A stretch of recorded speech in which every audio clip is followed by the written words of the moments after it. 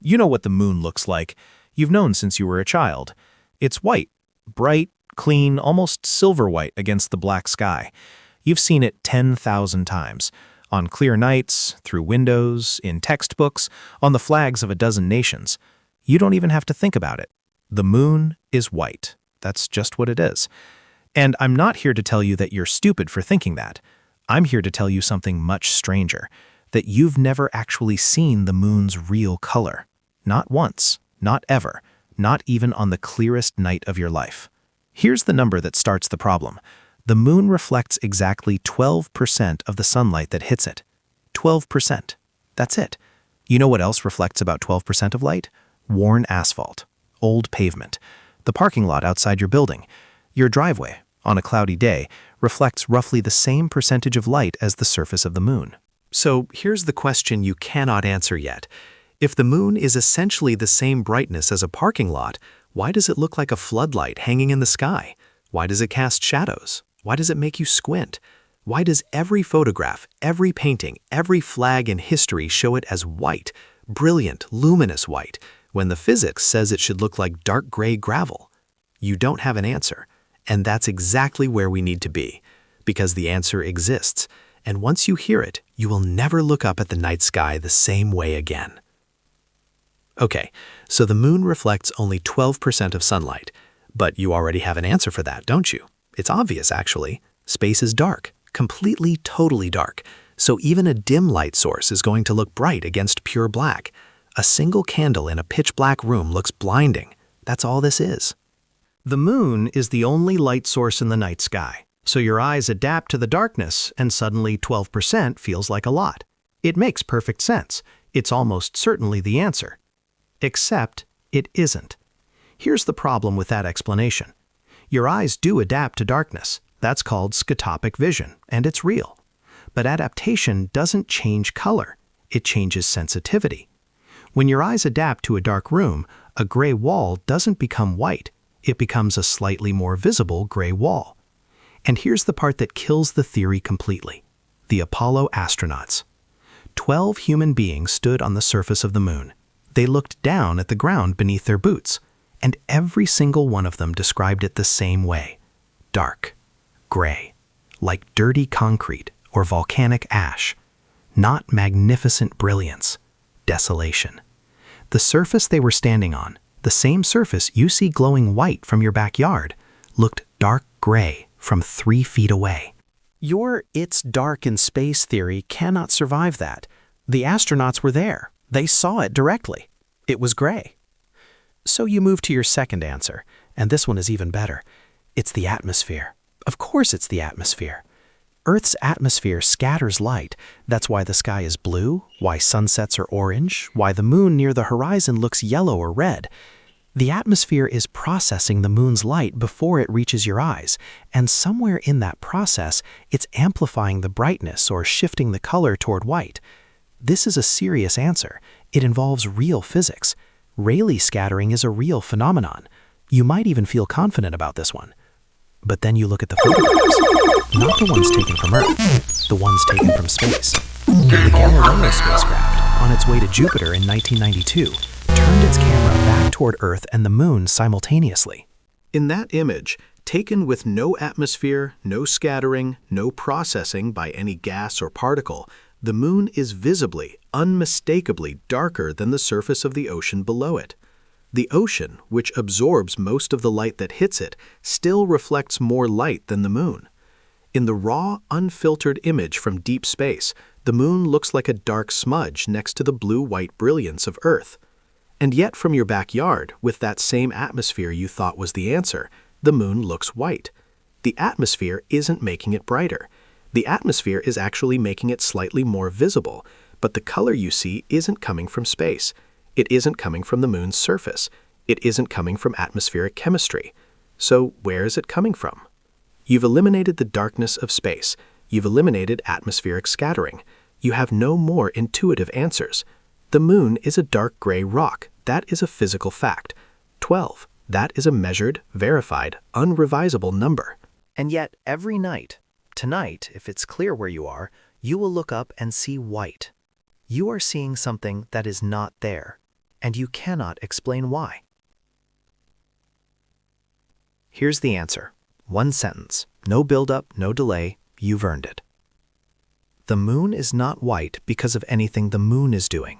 The moon is white because of what your brain is doing. That's it. That's the whole thing. The color you see when you look at the moon is not a property of the moon. It is a construction, a rendering, something your visual cortex is actively generating in real time every single time you look up. The moon isn't sending white light to your eyes. Your brain is deciding to show you white. And it's doing it so seamlessly, so automatically, so completely that you have never once suspected it was happening. And here's what the moon actually looks like. Dark gray. The color of a gravel road after rain. The color of a concrete sidewalk in shadow. The color of ash. 12, you would describe it as a dark gray stone. Not silver, not white, not luminous, gray. Every image of the moon you've ever seen that shows it as white, every photograph, every painting, every NASA poster, is either a long exposure shot that overexposes the surface, a processed image with brightness correction applied, or your own visual system running its correction algorithm on top of whatever raw signal reached your retina. You have never seen an unprocessed moon, because there's no such thing as an unprocessed image inside a human brain. So what is the mechanism? What is your brain actually doing? It's called luminance adaptation, and it works like this. Your visual system does not measure absolute brightness. It cannot.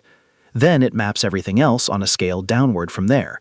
In the middle of the day, the brightest thing in your visual field might be a white wall, a cloud, the sun itself.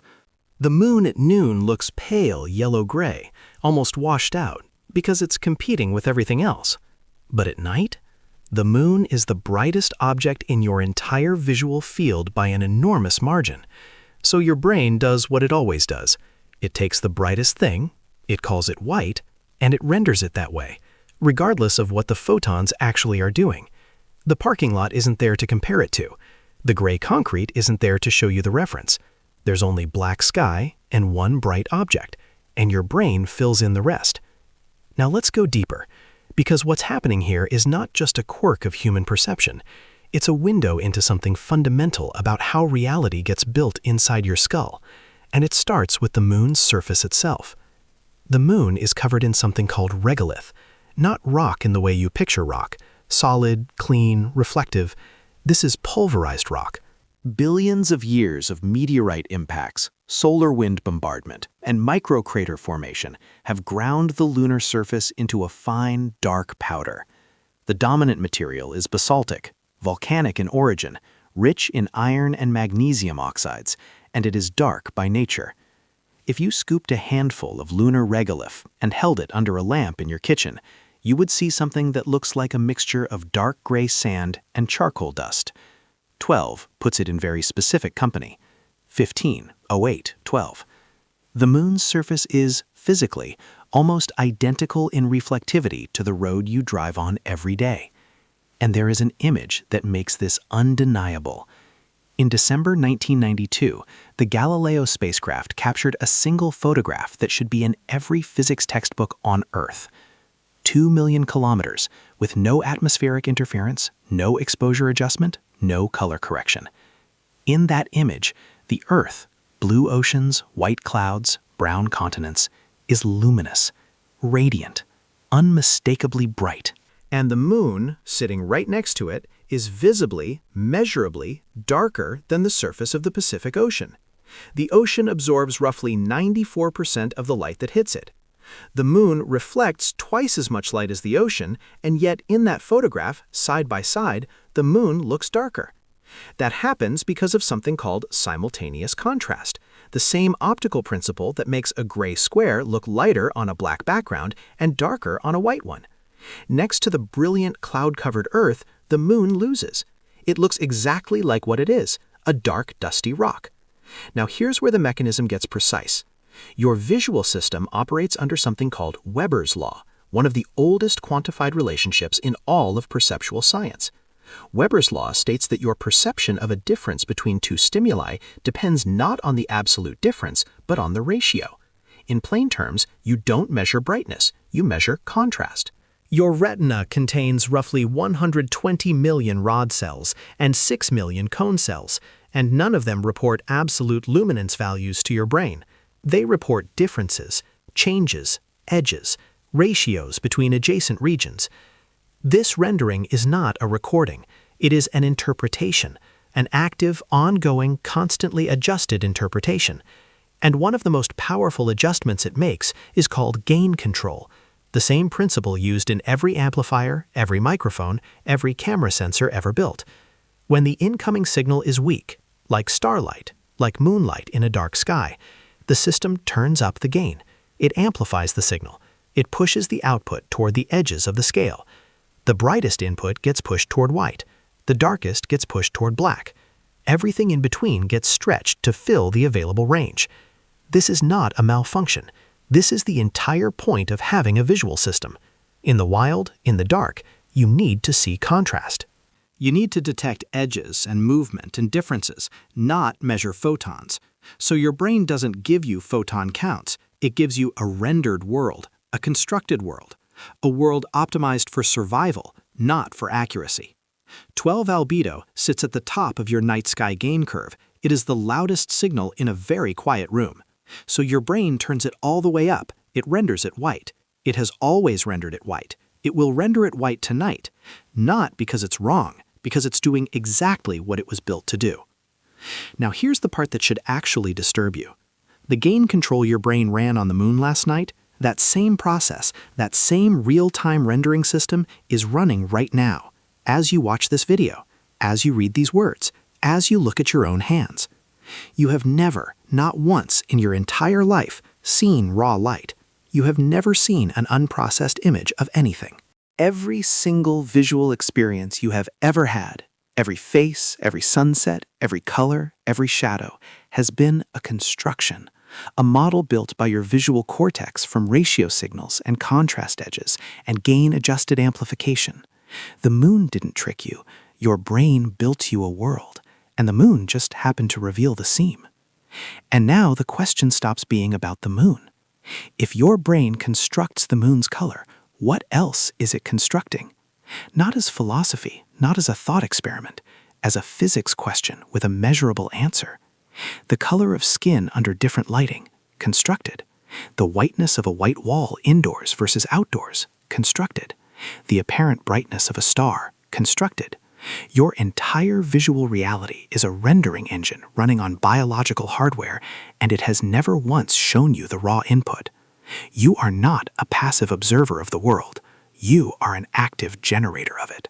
Every photon that hits your retina is a raw signal.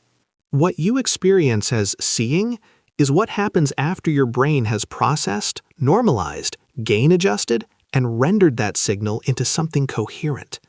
The world you see is real, but it is not unfiltered. It has never been unfiltered.